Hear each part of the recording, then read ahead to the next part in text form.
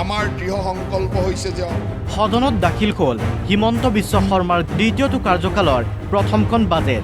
অধ্যক্ষ মহোদয়, ভাষণৰ আৰম্ভণিতে মই দেশৰ প্ৰধানমন্ত্ৰী নৰেন্দ্ৰ মোদী ডাঙৰীয়াক প্ৰতি গভীৰ কৃতজ্ঞতা জ্ঞাপন কৰিছোঁ। বিত্তমন্ত্ৰী জয়ন্ত মল্ল বৰুৱাই বিভাগীয় মন্ত্ৰী হিচাপে প্ৰথমবাৰৰ বাবে দাখিল কৰিলে বাজেট।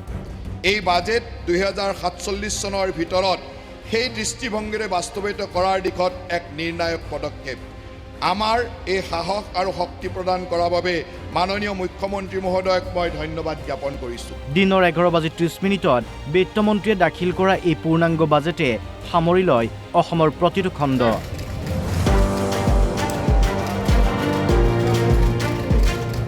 কোনো কৰৰ বোজা জাপি নিদিয়াকৈয়ে বাজেটখনত মূল লক্ষ্য হিচাপে লোৱা হৈছে ৰাজহ বৃদ্ধি।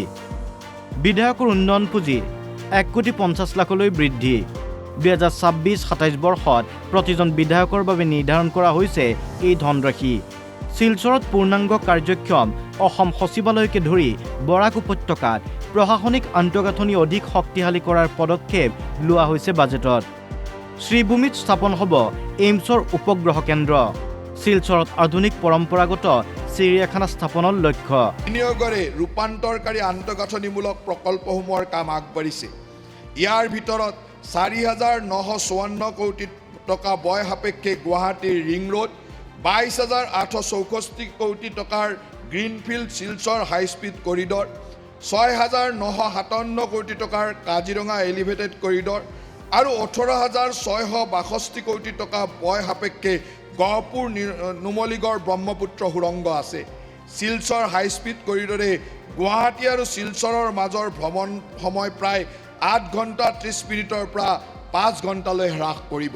ইফালে এই বাজেটে চৰকাৰী কৰ্মচাৰীসকললৈও আনিছে কেতবোৰ সুখবৰ। পূৰ্বৰ আপোন ঘৰ আপোন বাহনৰ আঁচনিৰ জৰিয়তে 8 সহস্ৰাধিক কৰ্মচাৰী উপকৃত হোৱাৰ কথা উল্লেখ কৰি আপোন ঘৰ আঁচনিৰ ম্যাদ 5 বছৰলৈ বৃদ্ধি কৰাৰ প্ৰস্তাৱ। নগৰ অঞ্চলত ঋণৰ সৰ্বাধিক সীমা 50 লাখ টকালৈ বৃদ্ধি। একেদৰে পুৰুষ কৰ্মচাৰীসকললৈও বাজেটে আনিছে সুখবৰ, পিতৃত্বকালীন ছুটিৰ ব্যৱস্থা। তদুপৰি বিত্ত বীমা আদিৰ ক্ষেত্ৰকো সামৰি লৈছে জয়ন্ত মল্ল বৰুৱাৰ বাজেটে। ডিব্ৰুগড়ৰ ৰাজধানী অতিৰিক্ত উন্নয়নৰ বাবে 5,000 কোটি টকাৰ আবণ্টন। উমৰাংচু হাফলং মানসত পঞ্চতাৰকাযুক্ত হোটেল নিৰ্মাণৰ প্ৰস্তাৱ।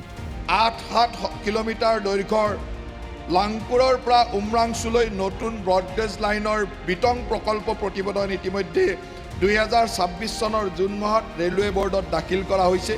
প্ৰকল্পৰ আনুমানিক ব্যয় 1,084 কোটি টকা নিৰ্ধাৰণ কৰা হৈছে। স্বাস্থ্য বিভাগত 33,240টা পদৰ চাকৰি। নিয়োগৰ এনে সুখবৰ দিয়াৰ লগতে বাজেটত অসমৰ সৰ্বমুঠ চিকিৎসা মহাবিদ্যালয় 28খনলৈ বৃদ্ধি কৰাৰ কথাও ঘোষণা কৰিছে বিত্তমন্ত্ৰীয়ে। অসমৰ মুগা সূতাক বিশ্বমুখী কৰা মিছন বসুন্ধৰাৰ লগতে চাহ বাগিচা চিকিৎসালয়সমূহত স্বাস্থ্যসেৱা অধিক শক্তিশালী কৰাৰ লক্ষ্য। গোৱালপাৰা, হাইলাকান্দি, হোজাই আৰু বজালীত 4খনকৈ নতুন চিকিৎসা মহাবিদ্যালয় হ'ব স্থাপন। যাতায়াতৰ ক্ষেত্ৰতো বৈপ্লৱিক পৰিৱৰ্তন অনাৰ লক্ষ্যৰে গুৱাহাটী বিমানবন্দৰৰ পৰা জালুকবাৰীলৈ হ'ব এলিভেটেড কৰিডৰ। মৰিগাঁও দৰং সংযোগী ব্ৰহ্মপুত্ৰৰ ওপৰত হ'ব নতুন দলং। কপ্ৰিয় গোপীনাথ বৰদলৈ আন্তঃৰাষ্ট্ৰীয় বিমানবন্দৰক কেন্দ্ৰবিন্দু হিচাপে লৈ ইয়াৰ চৌপাশে এৰ'ট্ৰপলিছ গঢ়ি তোলাৰ প্ৰস্তাৱ আগবঢ়াইছোঁ।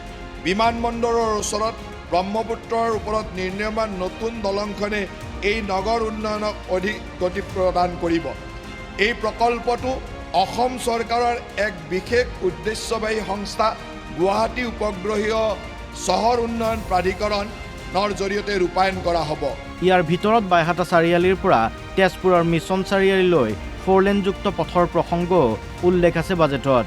পূৰ্বৰ আঁচনিসমূহ বাহাল থকাৰ লগতে কেইবাখনো নতুন আঁচনিৰ প্ৰস্তাৱ ৰখা হয় বাজেটত। কৃষি ক্ষেত্ৰত কেইবাখনো জনমুখী আঁচনিৰ কথা উল্লেখ কৰি বিত্তমন্ত্ৰীয়ে কয়, নিবনুৱাসকললৈও সুখবৰ। ছেপ্টেম্বৰৰ পৰা ডিগ্ৰীধাৰী নিবনুৱাই লাভ কৰিব 2,500 টকাকৈ। আগষ্টৰ পৰা চেনি দাইল নিমখ পাব হিতাধিকাৰীয়ে, লগতে পাব অৰুণোদয় ধনো। মহোদয়, আমাৰ চৰকাৰে আগষ্ট মাহৰ পৰা ৰাষ্ট্ৰীয় খাদ্য সুৰক্ষা আইনৰ ৰেচন কাৰ্ডধাৰীসকললৈকে ৰেহাই মূল্যত মচুৰ দাইল আৰু চেনি যোগান ধৰাৰ কাম আৰম্ভ কৰিব। পশ্চিম এছিয়া সংকটৰ বাবে এই অত্যাৱশ্যকীয় সামগ্ৰীৰ মূল্য বৃদ্ধি পোৱা হেতু ৰাজসাহায্যৰ পৰিমাণ পৰিৱৰ্তনশীল হ'ব আৰু ই বজাৰ মূল্যৰ সৈতে সংযোজিত হৈ থাকিব। ওম গণেশায় নমঃ উচ্চাৰণ কৰি আজি বাজেট দাখিল কৰিলে জয়ন্ত মল্ল বৰুৱাই। বাজেট দাখিলৰ পূৰ্বে দিছপুৰৰ লোকসেৱা ভৱনত মুখ্যমন্ত্ৰীৰ অধ্যক্ষতাত অনুষ্ঠিত হয় এখন বৈঠক আৰু এই বৈঠকত অসমৰ উন্নয়নৰ যাত্ৰা ত্বৰান্বিত কৰাৰ লগতে জনকল্যাণমূলক পদক্ষেপসমূহ অধিক শক্তিশালী কৰাৰ লক্ষ্যৰে মূল বাজেটৰ প্ৰস্তাৱসমূহ চূড়ান্ত কৰাৰ ওপৰত আৰোপ কৰা হয় গুৰুত্ব। Bureau' report, Assam live 24।